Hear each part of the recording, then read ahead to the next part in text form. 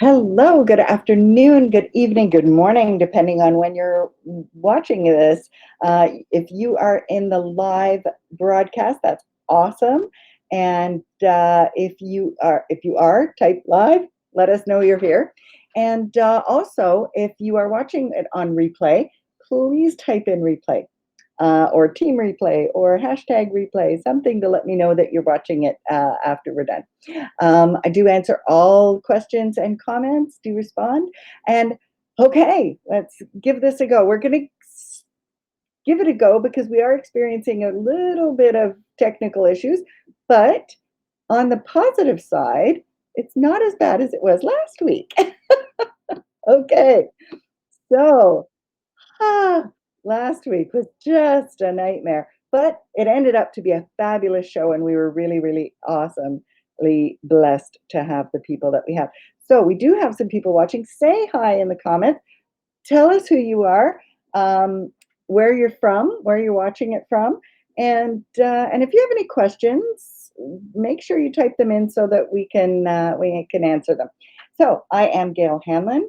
I don't have a title really, but I've been a homeschooler for about 30 years. Home educator. I prefer the term home educator or alternative educator. So however you can learn, that's how we learn. So again, my name is Gail Hanlon, and I'm here today on my regular Friday everything homeschooling, unschooling, deschooling, any kind of learning. So let's talk about those things. First of all, we've got a few guests here or people watching. Let's see if we can pull them up on the screen because I should be able to do this. It seems like BeLive might be having a few issues.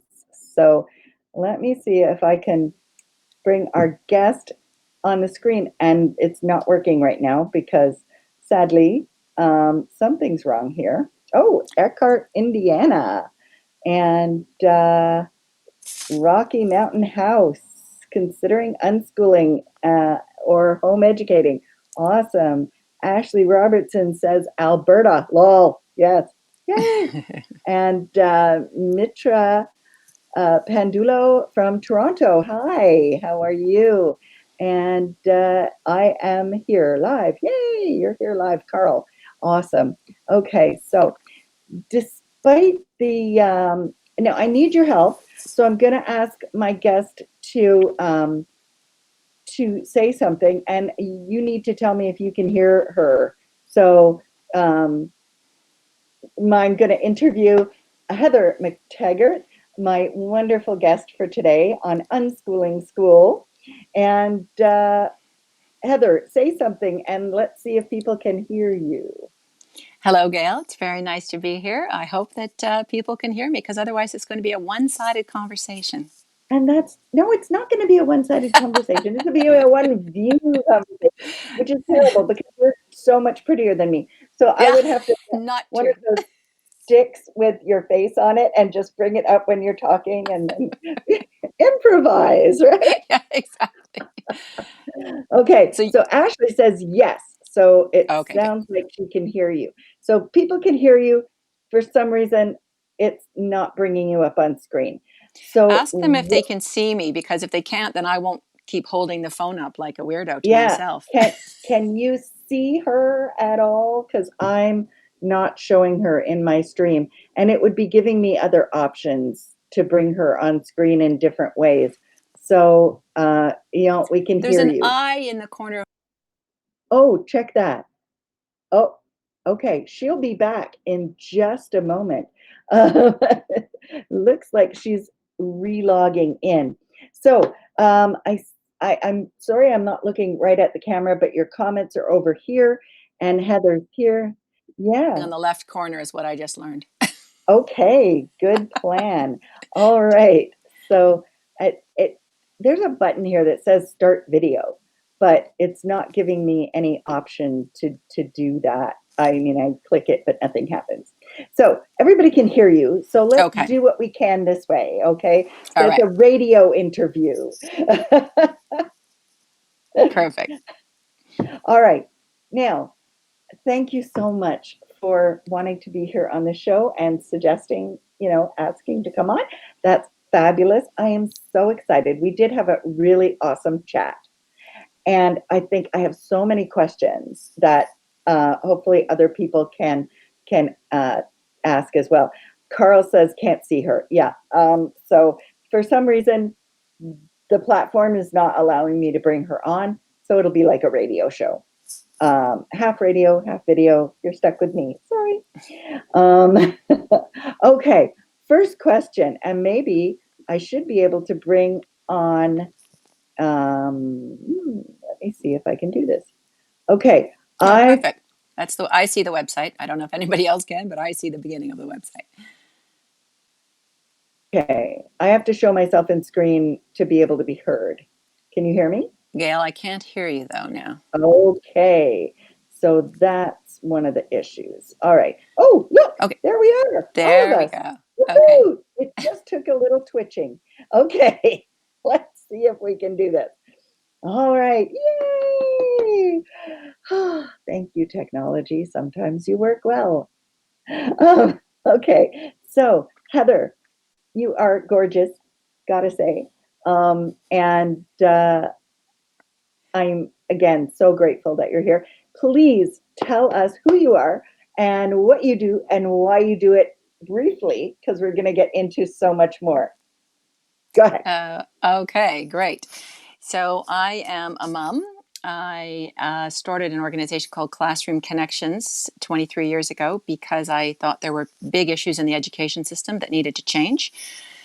Tried many things to do that, including providing really great resources that were inquiry based and problem solving based, and provided those to schools right across Canada. I live in Toronto now. That made a difference for some teachers and from schools for sure, but it didn't really change anything in the system. And so then I spent about 10 years working with First Nations communities in Western Alberta, Western Canada, on a program that we developed called Change It Up, which was an alternative education program that helped people to figure out who they are and what they wanted to do in their lives and do that. And while that changed lives, again, it didn't change the system. So then I moved back to Toronto and started thinking, I guess we have to start another center for self-directed education to prove that model works yet again. And then COVID happened. And jokingly said to somebody, well, we're not going to have a center open because it's not going to be possible to fundraise. So why don't you just send your child to a local school? And when things start happening that you don't like or disagree with, or that you disagree with, just say no. Just tell your child, no, you don't have to do homework if you don't want to. You don't have to take that test, and stand up for them in the system. And she said, okay. And I was sort of half joking as I said it. And then the next morning at about 3 a.m., I couldn't fall back to sleep. And I started thinking, what if we do that? What if we just say to people, to families, and to children, you can take the things at school that work for you, and you can leave the rest.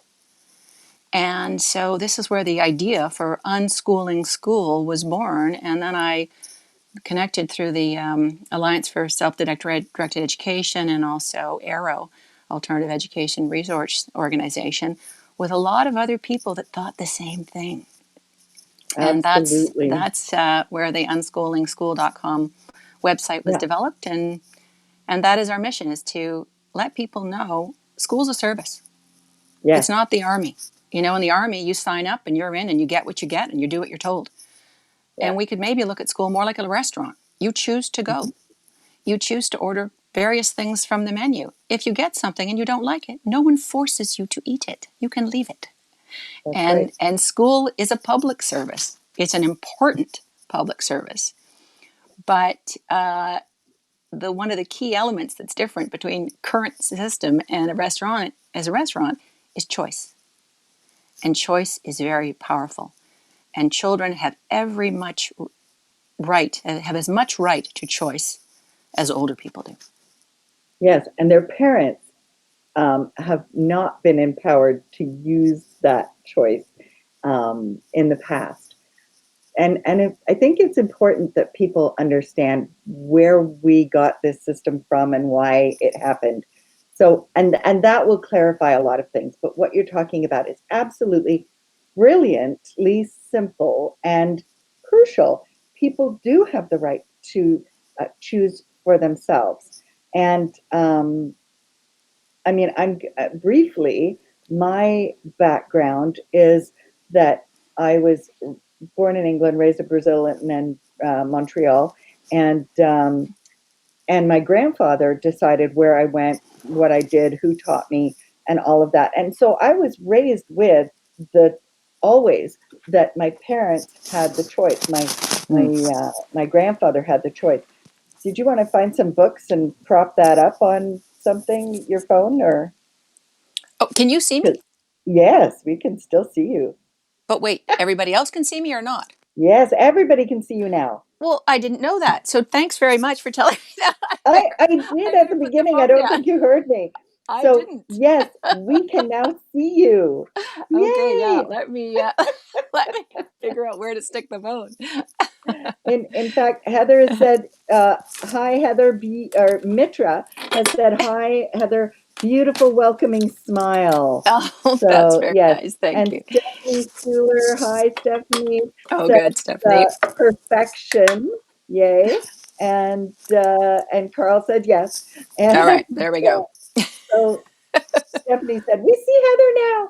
Yay. All right. Yes, I've got my water too, because this talking gets, yeah, I always think you choose things that inspire you. So if I had this glass for water, it wouldn't inspire me nearly as much as this glass. So yeah, Very I true.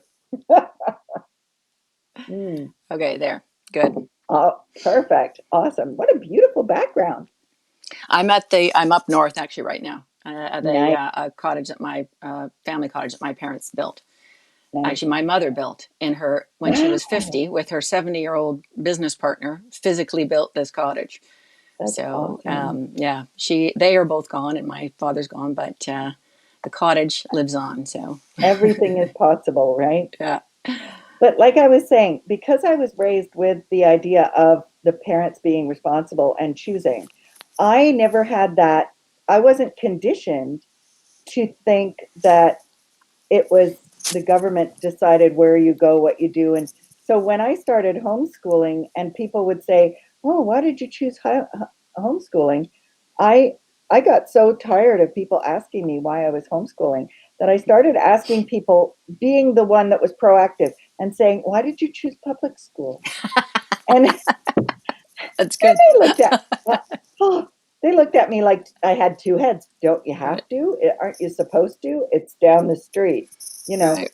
So the conversation was a lot different, and I learned that I had been conditioned in a free way of thinking, and they had been conditioned in a very, enclosed way of thinking. This is what you have to do when you have to Yeah, do it. Now, one of the things I learned early was the definition of compulsory education. And a lot of people do not know what that means. They think they know what it means, but they don't know what it means. And it really means that the state or the government is compelled to provide education for its citizens, not that its citizens are compelled to be in the system. right. So that's, I mean, to me, that's what I was thinking when you were talking, because if people began to speak their mind and say, no, I don't care about marks. I don't care about grades. I mean, a lot of people will say, oh, it'll be chaos and the system won't function properly. What do you have to say about that? Well, first of all, as you say, that a lot of this stuff was created fairly recently, and most people don't know the history. So, we think that the education system has always been the way it is, but it is at most 150 years old. And we know that the roots were, mixed form of preparing people to be able to read the Bible and do what they were told, or to be able to read the instructions and do what they were told working in a factory. And we know that that's not what we now need in the world. Now, there's of course been tons of changes, and educators don't go in to become teachers because they believe those things anymore. But the system itself is still based on all that kind of thing. It's still based on, reduce things to their smallest element and teach them separately. And that's Mhm. why we put kids only with their own age, and we have bells, and we have, some people call it the cells and bells model. And if you Yeah. looked at the If many schools, it's not far so, off, some people say, a prison. yeah, if people want to research this for themselves, Herman Ebbinghaus is the person who came up with the concept of separating things from concepts into subjects and teaching nonsense, basically, and his work on that. And the bells came from literally um, Pavlov's dogs Right. and Pavlov's experiments. So those two things were merged to create a population or a system that would create a population that generally thought alike and acted alike on common issues. And nationalizing a country like Canada 150 years ago needed wanted to be nationalized. There Mm. were so many people from different places that there were a lot of things that, let's say, were done for honest purposes or honestly held beliefs that were relevant then but aren't now. So if people want to look up Herman Ebbinghaus and Pavlov's dogs, and there's a link I'm going to put in the comments later. So yeah. So how do you think, again, I'm going back to that question, what do you think the system would look like if people said, I don't want my daughter in grade 6 because she's at a grade 10 level? So, I mean, the answer of what that looks like will be it looks different for each child and for each family. But there's no reason to think that if we suddenly said everybody doesn't have to be in kids with their own age at the same time, they don't have to all do the things that the teacher has laid out for the day's plan at the same time.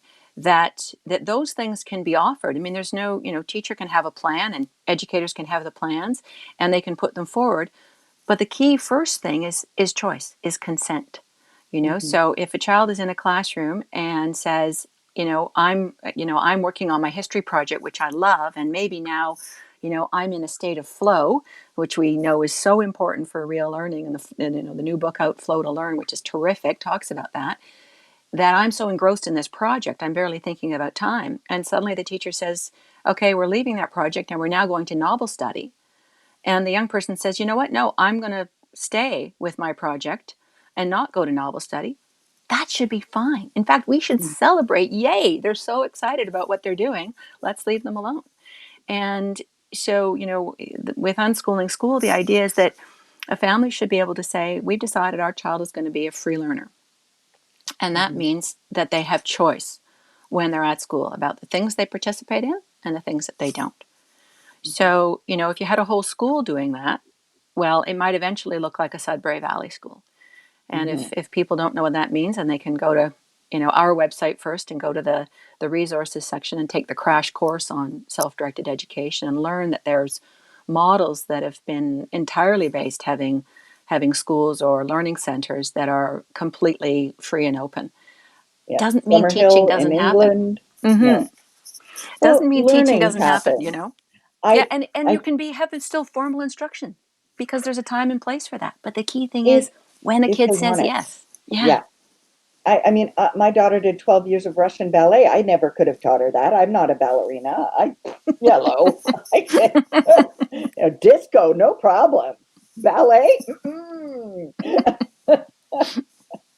So, so I get. I mean, you're talking to the converted here already, Right. right?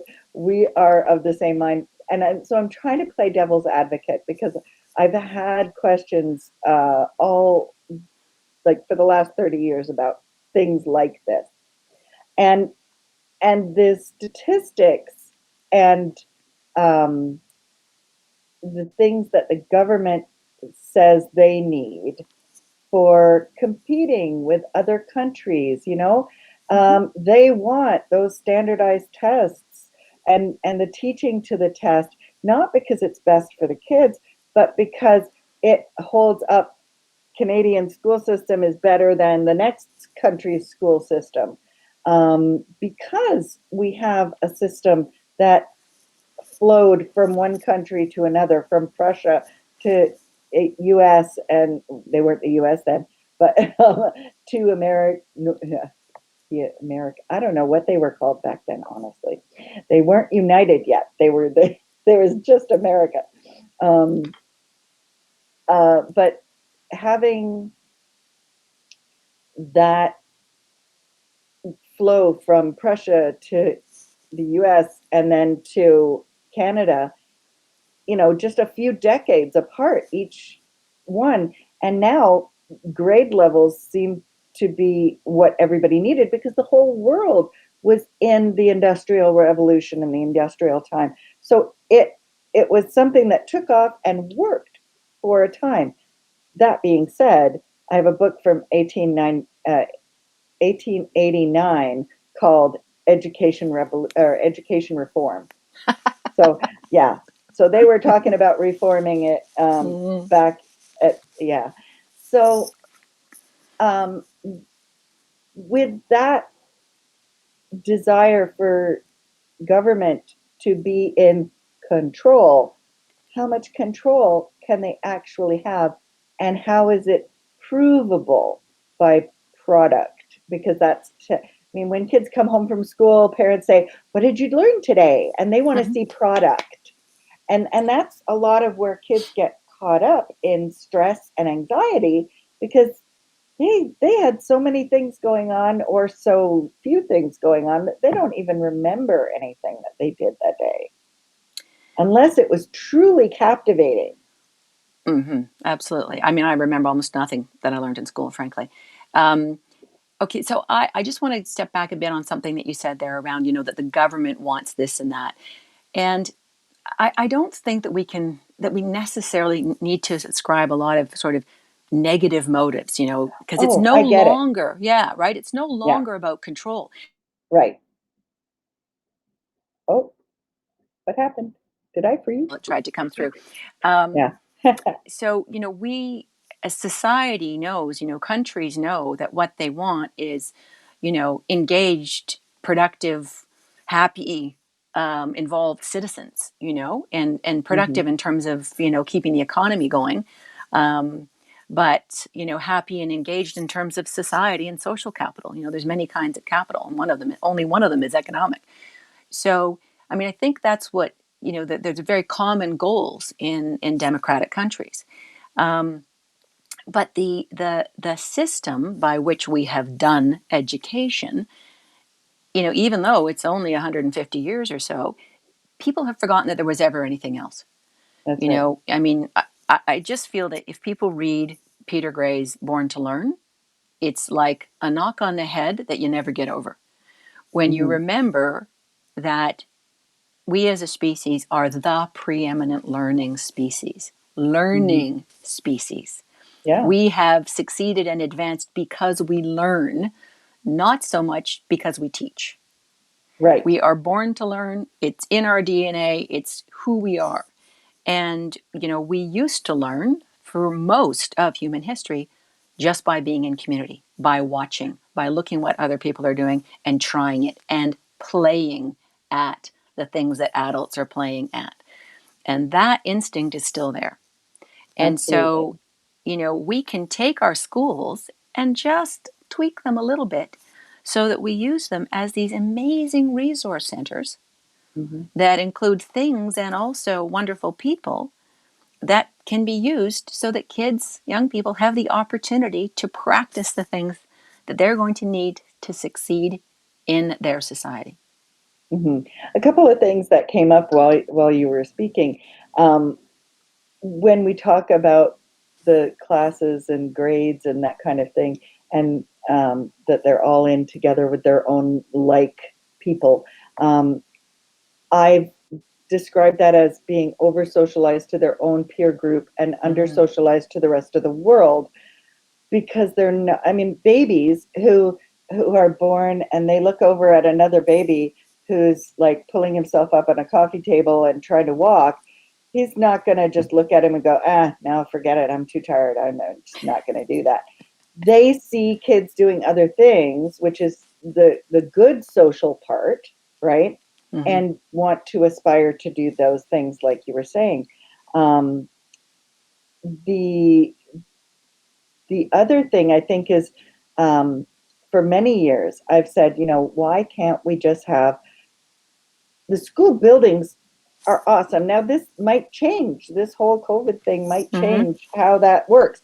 The same way that businesses are doing more working from home, the schools might have to change just dynamically because of that. But in the past, I've said, well, why don't we have, how hairdressers and salons work, right? They rent a chair and they bring in their own customers.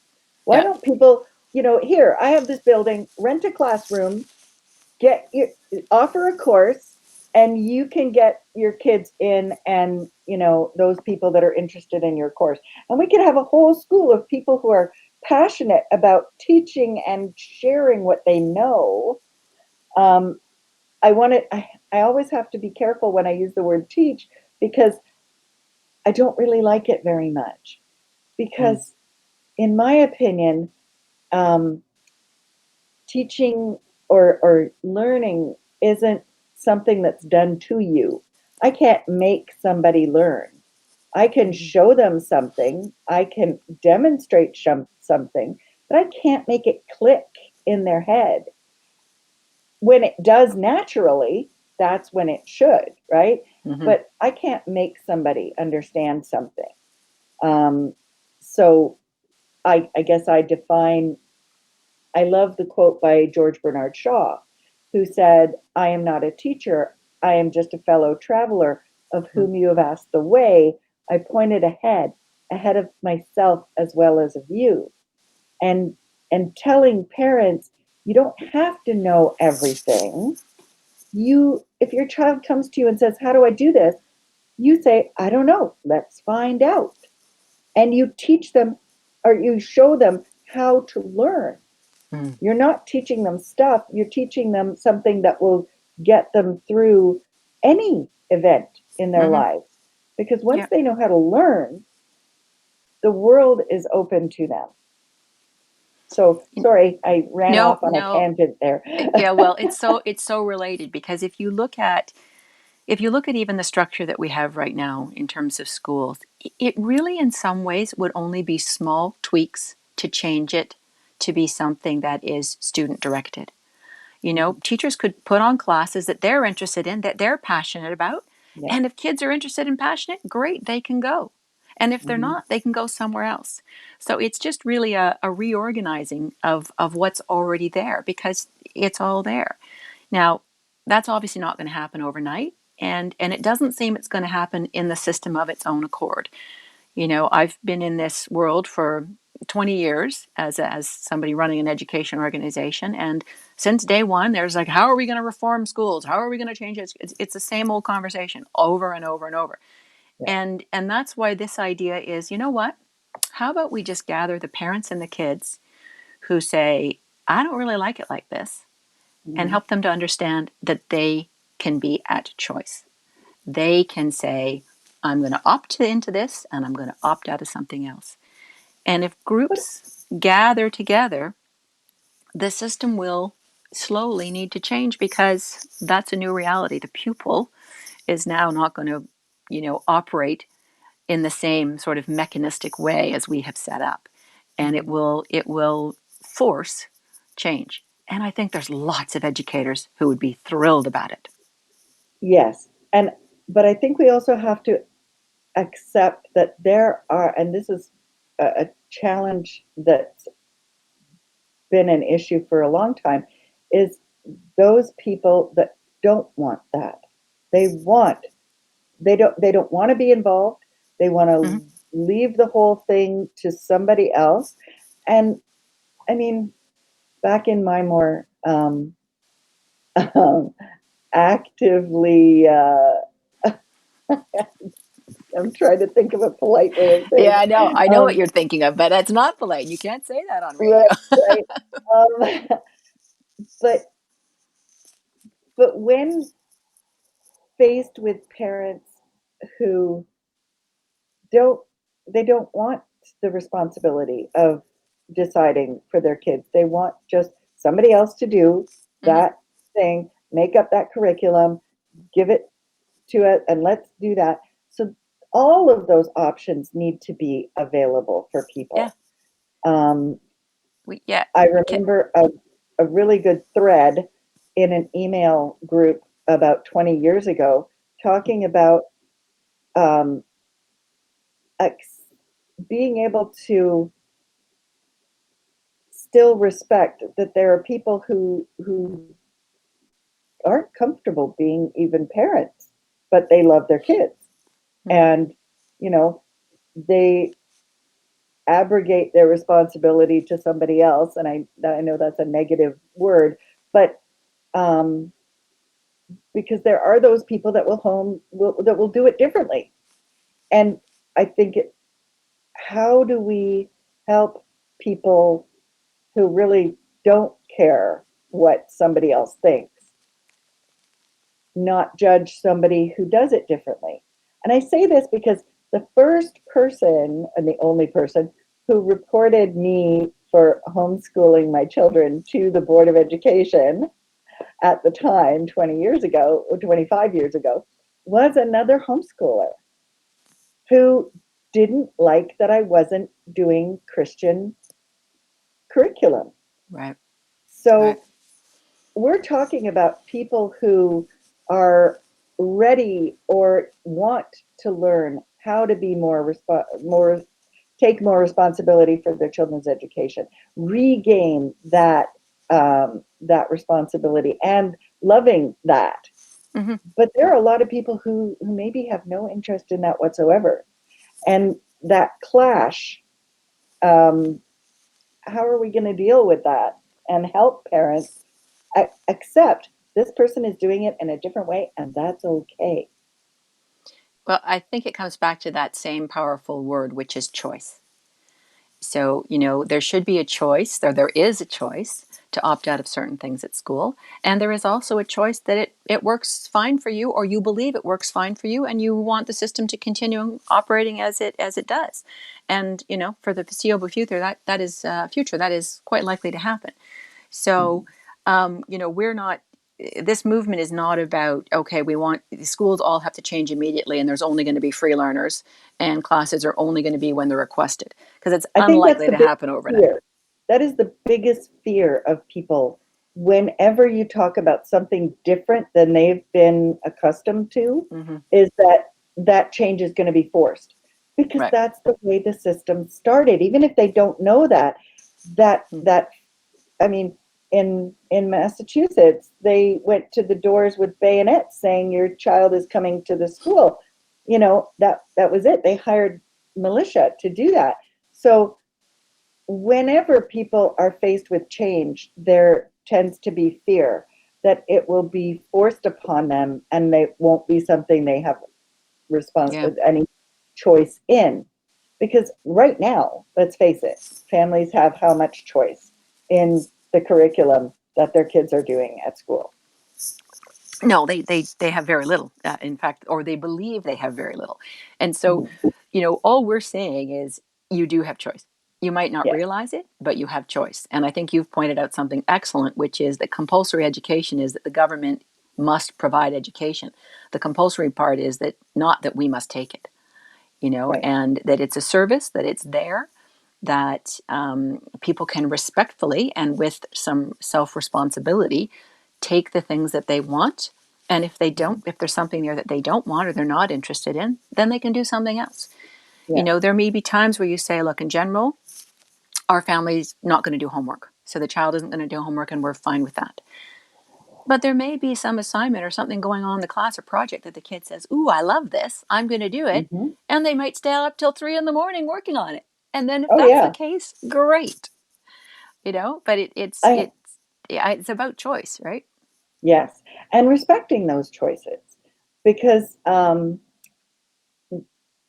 for instance, I have a great example of the different interests. My daughter saw a 16-year-old young man who was doing an algebra game on the computer, and she loved watching him play this game, learned how to play it, and did this algebra game. It was called Soak Your Sibling. So you had to give the coordinates of where your sibling was, and you had a water balloon that you would throw at them, and if you put in the right coordinates, it would soak your sibling. So the Brilliant. and she had never had an interest in math, basic math, numbers, nothing. But so her interest in basic math was spurred by doing algebra. So, having never done any basic math whatsoever, she did algebra first, and then that got her interested in basic math. Nobody would have thought to do that with somebody, like, okay, let's give them the more advanced stuff and then see Yeah. if it gets them interested in the basic stuff. Sorry, I had to move It's around okay. because my phone. I'm on my phone and it said low battery, so I had to. I can't have my Oh, yeah. headset and have my phone being charged at the same time. Um, Right. yeah, and the funny thing is that the people that haven't been introduced to this sort of world of self-directed and understand that, if you think about your children when they're babies and when they're very young, you're not forcing your child to walk. You're not giving them walking lessons. There's a wonderful quote that says, if we started having lessons to teach children how to walk within a decade, we'd think that children couldn't learn to walk without going to walking class. Of And it's course. very true. And Mhm. there's some very interesting work that's been posted on free FHREE website, and discussion because it's dyslexia month around learning to read and reading acquisition. And there's some pretty clear research that kids will learn to read on their own if they're in literate households or in literate Mhm. environments, and it's a reading culture. They will pick it up because it's part of what we are designed to do, because we know we need it for society. It's Yeah. part of our culture and we need it. It's the same way that you can say, well, why the heck is it that little kids grasp computers so quickly? And it's so much easier for them, it seems, than it is for somebody older. Because there's something in them that has them recognize, I am going to need this for the future. And so they're driven to do it. So there's some pretty good data that is showing that surround kids by books, read to them, Right. talk about books, have books, demonstrate reading. They'll figure it out at the age that's right for them. So And Mitra has asked a question, and I'm just going to see if I can make sure. Okay, she says, do I ask him to come do math, eat, or time to shower? And if he says no, then I just let him do his Lego and snap circuit. This is my struggle daily. okay, fantastic question.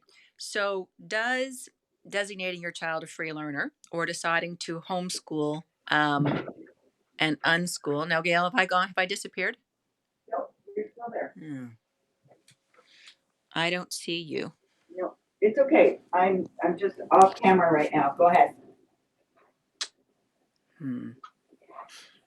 You're fine. Can you hear me? No? Okay, hold on a second. Gail, have I gone? No, you're fine. Oh no. Sorry. No, you were fine. I was just off camera for a moment. You're coming back in. I'm going I'm to show back. you on screen. Okay, let's see if we can get this to work again.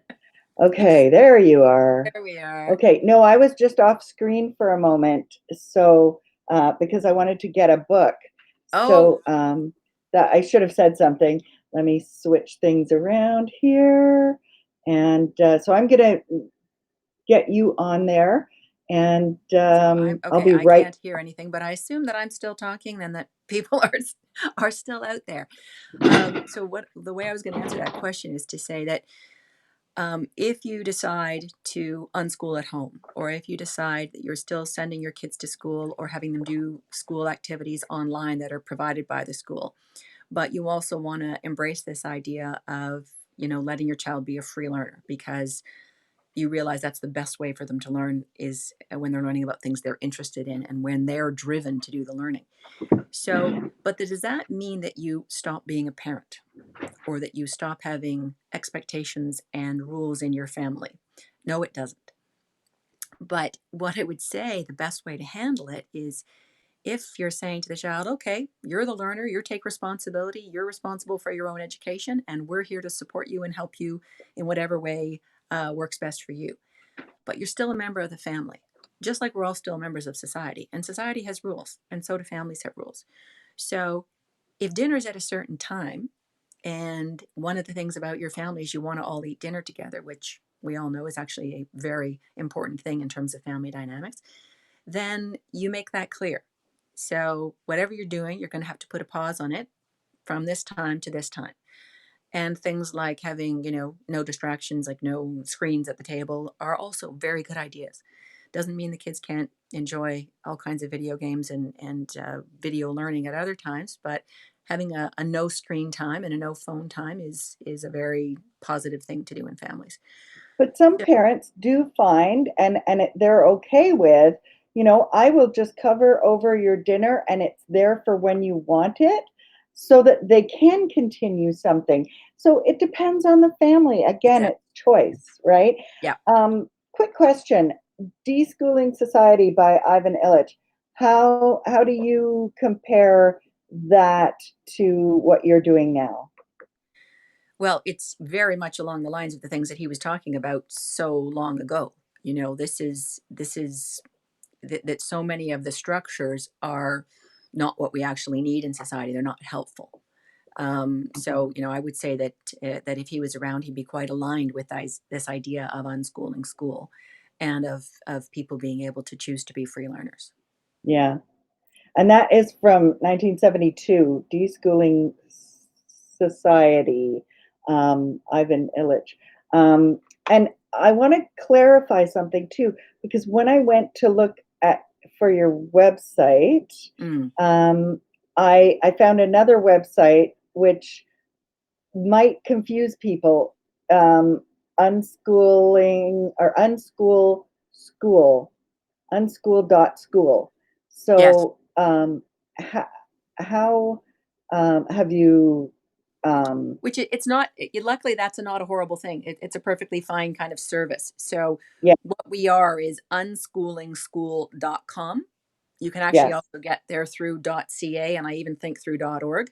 But since .com is the most common, that's the reason we used it. Not because this is a business, but because it's the yeah. most common. So Let's see if I can, unschoolingschool.com. And the right. more that people visit, the more will come up first. So Yes. go 4, 5, 6 times a day, and then we'll be the ones that come up first. My Yeah. husband's in IT. He can help you with that too. Oh, good, Um, good. Okay, that would be terrific. so I'm going to pull your website up here. Yeah, while you're doing And that, I just want to make sure that the person who asked the question about the child's playing yes, doesn't want to come for dinner. Did we answer that question? So I think it um, comes down to family discussion and negotiation, and what things are yeah, important in your family and what's important to the child. And there also may be times where somebody is so engaged in a project that they say, you know what, I know dinner's a special time, but tonight can I just keep doing what I'm doing? And there might be times yeah. when that's okay too. Yeah, but I mean, it depends on the family. Again, it Totally. comes down to choice, Yep. and I think reasonableness, Mhm. right? And there will be those families that are no, now is dinner time. This is super important, and that's just the way it is. So, um, And Blake Bowles, who is another good person to read, if you just yes, most of these people that we're talking about are in the resources section on the unschoolingschool.com website. So you can mhm, start there with what we call a crash course, which is some very short videos that give you a good introduction to this. but it's a very long rabbit hole. So you can go further and further down that hole. And one of the people you'll meet on that journey is a guy named Blake Bowles. And one of the things he says is if you decide to go down this road as a parent and to offer more choice and freedom to your kids, do it in a way that you're comfortable with. So don't say, I'm fine with this if you really aren't. I think the first thing is to educate yourself so that you understand what is really being said here and what this really means to designate your child a free learner. It's not force. Yeah, it's not exactly compulsion. Yeah. So if you're really not truly okay with your child picking their bedtime, then don't put that on the table. Right. So you got to see what you're comfortable and what you're not comfortable. Akilah Richards' new book, which I understand is quite short, is, and I haven't read it yet, although I've read snippets of it, is apparently wonderful in this regard because it talks about her journey going from sending your kids to school to homeschooling to then unschooling, and how she kind of navigated that. And I think it's probably a really great introductory, along with Peter Gray's Free to Learn book for parents that are starting down this road.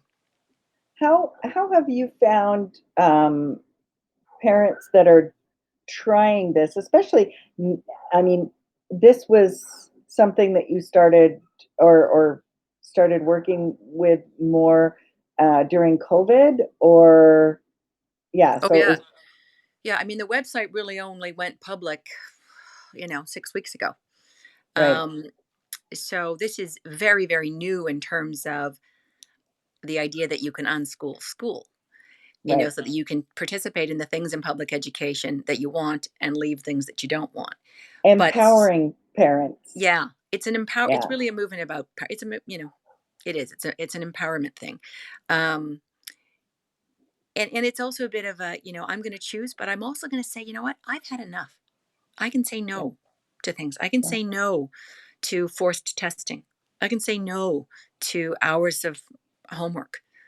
I can say no to certain subjects. I can say no to certain teachers, and that really is still a choice. So we are in the very beginning parts of this piece of the movement, but the idea of that children are natural learners, and the best way for people to learn is by following their interests and passions. That is not.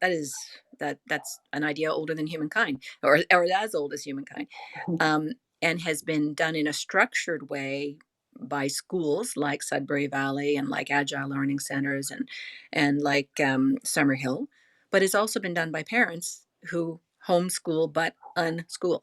So it's kids at home doing activities and learning with parents with structure that is actually driven by the child. Yeah. So You want to move your camera down just a bit, because there we go. Now we see your whole face. Yeah, I can't tell what you're seeing. We were just seeing like from your chin up, Top of my not head. your whole. We had half of your head, but that's perfect. So I'm just thinking through, right? And a lot of the parents that take this empowerment to heart and start doing it and saying, this is what I want, this is what I don't want, they're going to be like pioneers, because in the past, other people, it's either been school or homeschool. There hasn't been a middle ground at all. But being able to say, yes, I want my kids to do this and they don't have to do that. It's always been an option. Yeah. But it hasn't been one that's been known or told, communicated. because communicated, because the parents who are going to be these pioneers in saying no or deciding, they're going to get pushback, they're going to get challenges, because not every educator, not every school board, not every teacher or parent. I mean, we have comments today on the homeschooling groups, people who have been reported to Children's Aid because some next door neighbor or some other person who doesn't think that child should be educated in the way that they're being educated, they disagree, so they report them to CAS, And then CAS has to come in and do a welfare check and all that. When people disagree, they can get really vehement about it. Yeah, that's certainly a possibility, but it's also probably pretty rare. There's a lot, and especially now. So I think I want to answer that in I think 2-part scale. So the first part is, if your kids are going to school, and you decide to do this with the school, it's a bit of a funny time to be doing it during COVID, because everything is in such disarray. It would be much easier to do it at high school, because classes are separate, so kids can just go to the classes they like and ditch the classes they don't like, and ask for a non-assessment on the classes that they've decided not to attend. And that is their right, and it is a thing across the country. You can ask for a non-assessment. So, and then if you still want grading Can in you some explain classes, what that is? Because most people probably won't know what that means. yeah, so it means that, it's assigned sometimes by the system when something happens and there's just not enough information to provide an assessment.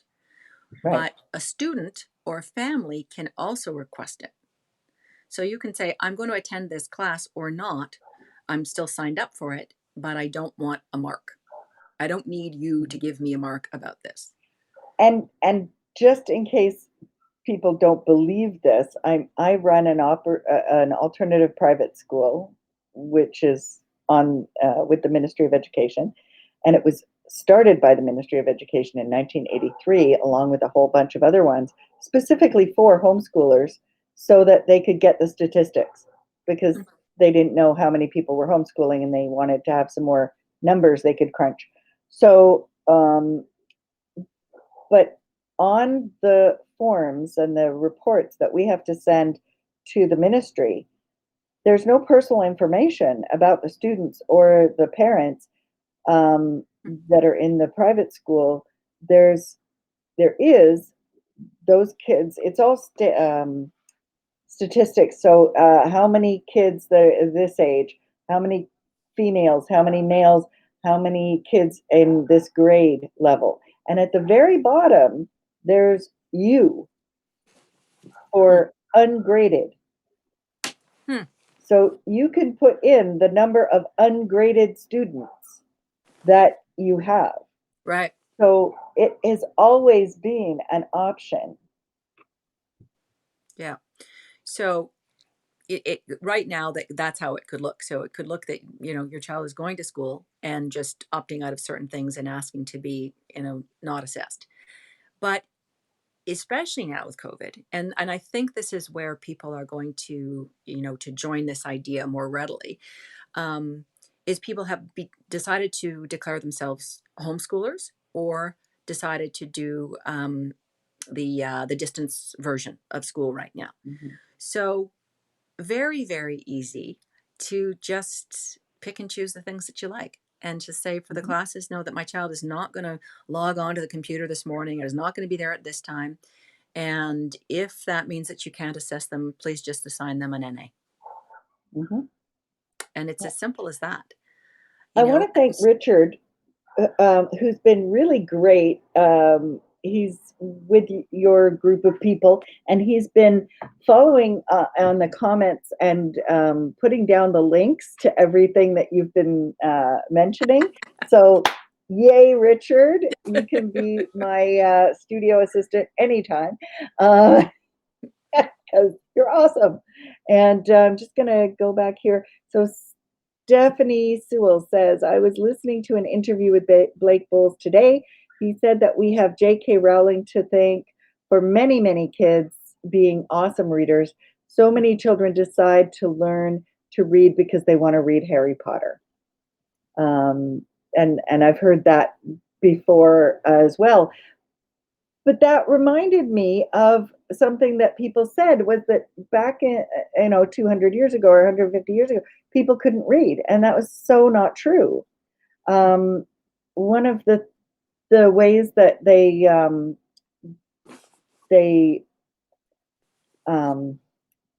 proved that was through the book Common Sense, and how many copies were sold, and how well it did across the United States. And so it actually would have meant a 98% literacy rate Wow. because of the numbers of the book that was sold. So, and that was the only way they could quantify that. Right. Um, There was no but stats again. right. And the other thing too is that there are some very influential, affluent people who might be illiterate, but they hire somebody to do it for them. So Right. that's not stupid. That's that's like extra, you know. So I think this has been awesome. And I know that one of the things I've heard and seen in the homeschooling groups is that those people who have pulled their kids out of school to homeschool, they're beginning to get phone calls. I don't know if you've heard of this. Hmm. They're beginning to get phone calls from the school boards to ask them three questions. One, why did they decide to homeschool and Hmm. pull their kids out? Excuse If me. it was a COVID related or whatever. Yep. Two was what what method they were choosing to use, Hmm. like how they were doing their schooling at home, and what would make you want to return your kids to the public school system. Okay. Here's the So this answer. has begun. Yeah. So here's the answer to that last question. If my kids can pick and choose the things that they want at school and opt out of things they don't. Right. That's the answer. And School even though for, they've already had that right that they yeah. didn't know they had. So, But yes, let's tell the school that exactly. they have that right. That's Let's tell amazing. them. Yeah. So if you want to give this feedback to, don't wait for a call from the Board of Education. Be proactive. Say, you know, I would put my kids back in a heartbeat if A, B, and C. Hmm. But I am one that has been opposed to government funding of education from We're my not going to own go there yet. personal. This is another time. No, we're not going to go there. That is a talk for another time, but it doesn't mean I'm like it's carved in stone. I am always open to learning and seeing things adapt and change, and if it's for the benefit of the kids and it's working better for them, then who am I, right? I'm not going to, you know, stick my guns in and say this is it, this is all. um, in fact, last night on a talk show, there was a conversation of, oh, it's Sorry, okay. mute me so I can No, cough for a second.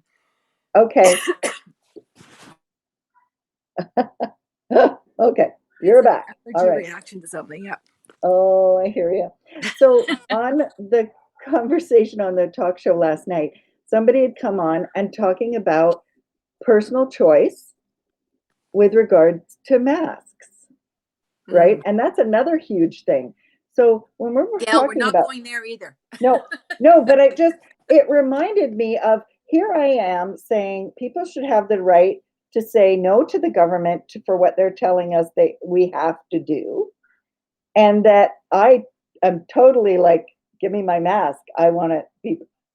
So Mm. it's not a clear thing for people to do. It is a process of learning. So tell me more about what you do on your website, what people can get from going to your website and what you offer there. Okay, so there's several things. The first thing is an understanding of just what we've been talking about, which is that you have choice and you can choose to send your children to school either online or in person, and to opt into the things you like and out of the things you don't like.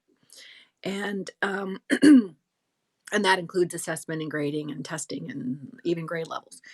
Um, and what we call that is being a free learner. So there's a free learner tab which describes what does a free learner look like, and we have 4 different scenarios of what that might look like because it's going to be different for every child.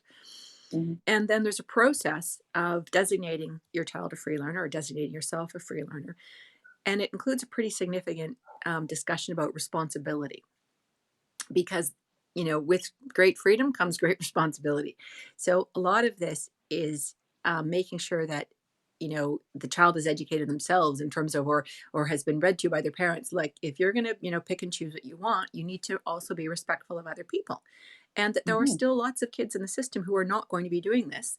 And if the Mhm. teacher says, now we're moving to, this activity, they're going to do it. And if you have the option to not, then you just need to do that respectfully. So there's part of that. Then there is a process for actually designating your child, which includes filling out what we call a free learner individual education plan, or an FLIEP. And that is a document to communicate to the school, what you're going to do. Now, during COVID, it's a little simpler because if you're at home or if you're homeschooling and want to participate in some online activities, then that might be, quite different. And it's just simply you're going to show up online at certain times and you're not going to show up on others. And Mhm. that's kind of all you have to do. And then just say what I don't want to be assessed for. But I think it's Mhm. important for people to go and look through that process and see what's there. There's a pretty big discussion on the website. I can't remember the tab off the top of my head. I don't want to say the wrong one. But yeah, about high school and like the high school diploma and what is the Mhm. reason we have high school diplomas and do we need it or not? And a spoiler alert is probably not.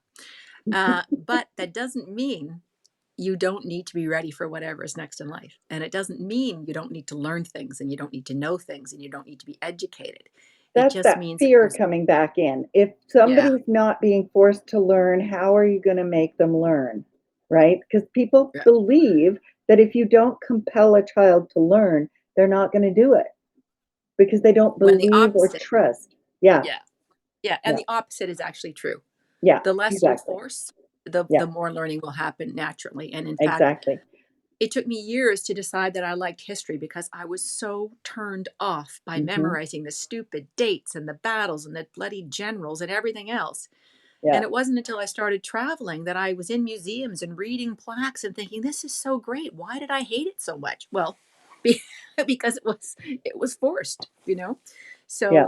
that's a good example. Um, Carol so says the there, tab is high school diploma. yes. Yes. So the high school diploma tab, and then what have developed. Sorry, the light is bad. Is a Okay. process for what we call the free learner diploma. Mhm. And it outlines there a process that you could decide to go to, including a diploma committee that the student would select themselves, people that I admire Like every and day. trust. Yeah. Yeah, Yeah. and then the student makes their a plan for what's next. Because I mean, that's really, high school is a diploma is to say I'm ready to transition to what's next. Mhm. And if I'm ready to transition to university or college, I've got marks at this level that say I'm ready to do that. Yeah. And we could spend a lot of time arguing to say, does that really prepare them? And I've made a little study of practice of asking university and college deans, presidents, and professors who I meet to say, okay, you get the cream of the crop at your school, kids with 95% average. When they come in the first year, are they prepared? Do they know how to think, collaborate, communicate, solve problems, and are ready for, college or university? And they unanimously say no. No. Yeah. I've heard things like, these kids have great marks, they can't think their way out of a wet paper bag. I've That's heard that right. as a quote. Yes. So even the promise is get great marks and you can do whatever you know is certainly up for debate. So However, go ahead. so what we've offered, what we've outlined is an alternate process that is actually probably a lot more rigorous. Mhm. As Judy Arnold points out in her Unschooling to University book, Yeah. um, deciding not to get a high school diploma or not to do regular high school is not less work.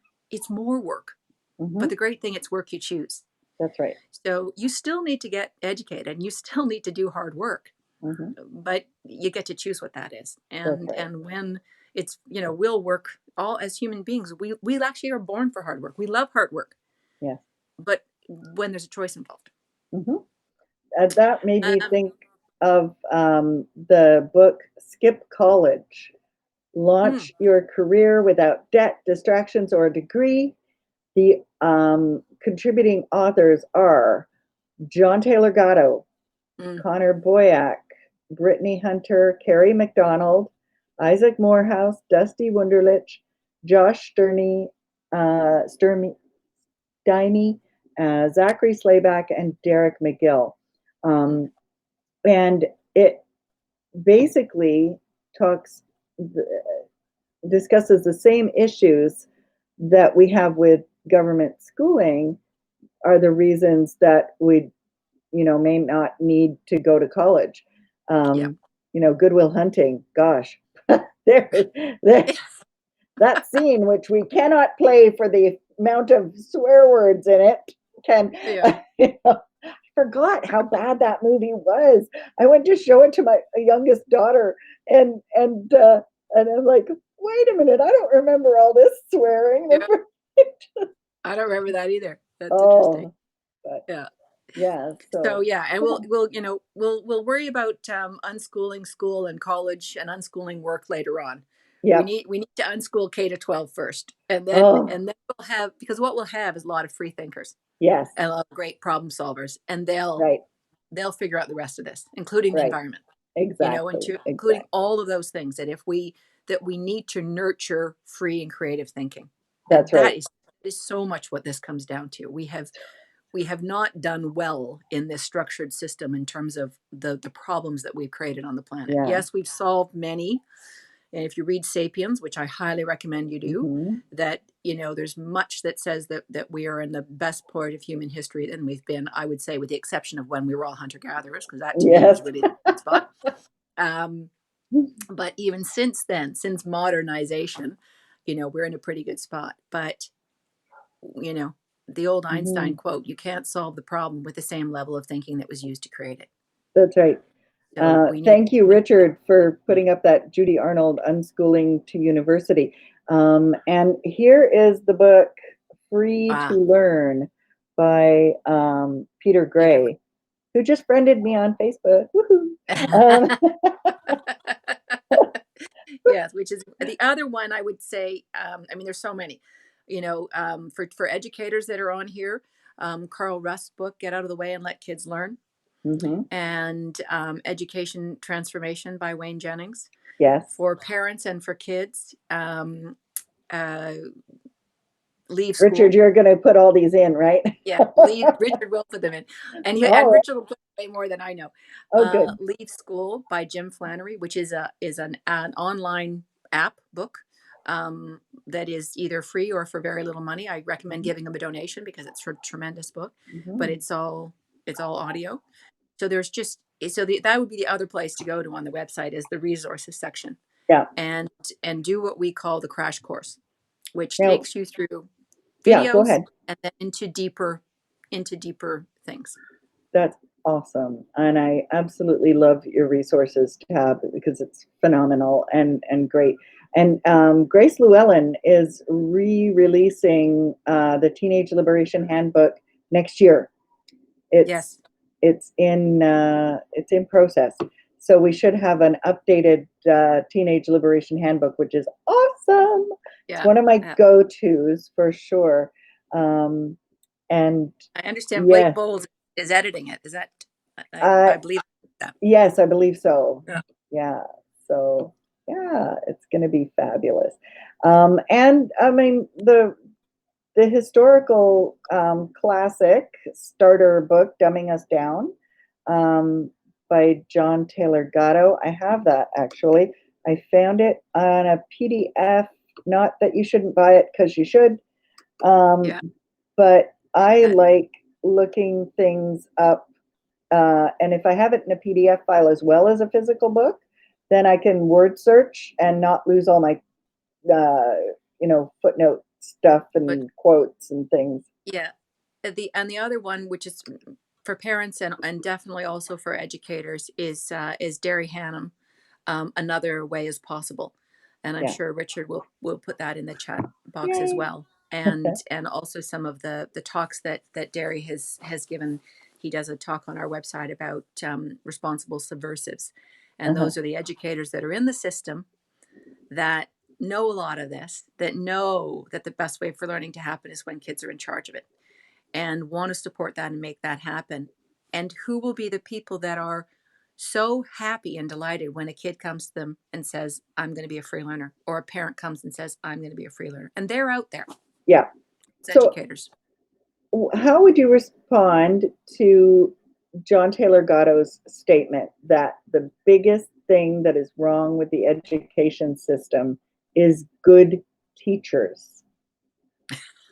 Because they give a sense of false hope to those people who are trying to use the system. And so people keep trying to, change it and make it better when he believed staunchly that the whole thing just had to be pitched, and whether it could ever be or not would. So what would you say to that? Well, I'd say yes and no. I mean, yeah, it's probably the biggest thing in terms of what he was talking about, that it keeps the system going, because you think, yeah, but I had that one great teacher and that one Yeah. great class, and but it's also what makes transformation the way we're talking about possible. Mm-hmm. It keeps transformation from within the system happening, but it makes possible transformation from without by saying, this is how we need it to be. Because thank goodness there's those great teachers, because they'll embrace this and they'll say, yep, here's the Mm-hmm. classes that I'm offering. And guess what? Kids are going to sign up for those classes because Yeah. those are great teachers. And if they figured out I need to learn that and this is who I want to learn that from, then they're going to sign up. So the great teachers are not in danger. No, They're not going to no, lose not their at jobs all. at all. No. Well, I think we're over an hour, but thank you so much. I stopped the clock and even took it off the screen, because you know what we're doing here is more important than the time. All right. And and the whole time I've been thinking of this quote that's in the School Promoters by Alison Prentice. It's where you can discover the link between Horace Mann teaching Egerton Ryerson about the system. And so in 1847, now remember that the US got the government school idea. They started in 1841. Then Horace Mann met Egerton Ryerson, and he brought the idea here. So in 1847, the Honorable Robert Spence was certain that the granting of free schools, because that's what they called them, because the government was going to pay for them, right, would undermine parental responsibility in educational matters. Once the parent ceased to pay for the schooling of his children, the crucial link between himself and the teachers was severed, and a gradual decline in family interest in schools would take place. So Wow. he said this in 1847, when he could see the future, Right. literally. Yeah. And yeah, so and the rest of it is also really fabulous as well. Alison Prentice, to the best of my knowledge, still teaches out in BC. And this was a book from 1977, where she delved into all of Egerton Ryerson's correspondence. Mm. And it's a really phenomenal book. So yeah. Anyway, any final things? Do you want me to pull up your website on the screen and kind of Yeah, I go would through say it? that the only final thing is, if you're interested in this area, it's time to educate yourself. Yes. And starting with unschoolingschool.com is a good start. But it leads to many, many other things. And that there's contact information there on how to get in touch with any of us that are, there's sort of a core group that's involved. The one last thing is that, there's lots of friendly educators out there. And if you look at our group of, our core group of 6 people, I'm the only one that doesn't have an education degree. My degree's in psychology. But in terms of combined years of experience, either being educated in teacher education, teaching, or being in administration, between the six of us, we have 229 years experience in education in 11 countries and 44 towns or cities. Mhm. So, this is from within the system. So there's plenty of people in the system that know that these things need to change. Yes. So, Yeah. and we're here to help you. And that's the other point. So if, Mhm. you know, I'm sitting here at the cottage and I'm on the phone and I'm here with all of you. We can come into the principal's office with you on a phone just like this by Zoom Absolutely. and help you, negotiate the right thing for your child. I've been a parent advocate for many years, and I have tried to help parents as much as I can. There are some times when you just hit a brick wall, and I think having somebody there to advocate for you, and just pave that way, it helps. It will. Yep. I mean, those pioneers are still going to be pioneers. They're still going to be um, breaking new ground. And Yep. so the more of us who educate ourselves, uh, be be conscious of what impact we can have, and support each other, it's all beneficial for the kids that need every way of learning. So I've Yep. always said there is many ways to learn as there are kids to learn, and we need to make Yep. sure that those varieties are there. Marcia Dawn, start with a question. What would you like to learn? Is there a question that keeps you up at night? What topic are you really interested in? Transition to free learner democratic education needs rich relationships between student and teacher. Focus on the relationships first, the rest will come naturally. Totally true. And thank you, Marcia, for sharing that. So yeah, this is just the beginning of this journey. And like, we are not alone. It is not just six people. It is like Mm-mm. everybody who's been looking for something different for decades and centuries. So yeah, don't be afraid. We're here. And Heather, thank you so much for joining me Thank today. And you. this is simulcast to YouTube and Facebook. So I will make sure you have the link to the YouTube as well. And Okay. thank you so much. And thank you to all our guests and listeners and questions. If we haven't answered them, I'm sure Heather's going to sneak back onto the comments and make sure all those questions are answered if the other group members haven't already answered your questions. Thank Yeah. you again. Now, Yep. Gail, are we moving to a Zoom where people can come to a live Yes. Zoom chat? Yep, absolutely. Okay. We are moving to a Zoom now. I, for some reason, can't put in the Zoom link here. So whoever's listening, Richard, if you Or want to Carl. put in, Carl's the or Zoom Carl, link yep, man. Carl is the Zoom guy. Okay, so the Zoom link after this to have more conversation is 818 828 9503, and the password is 600442.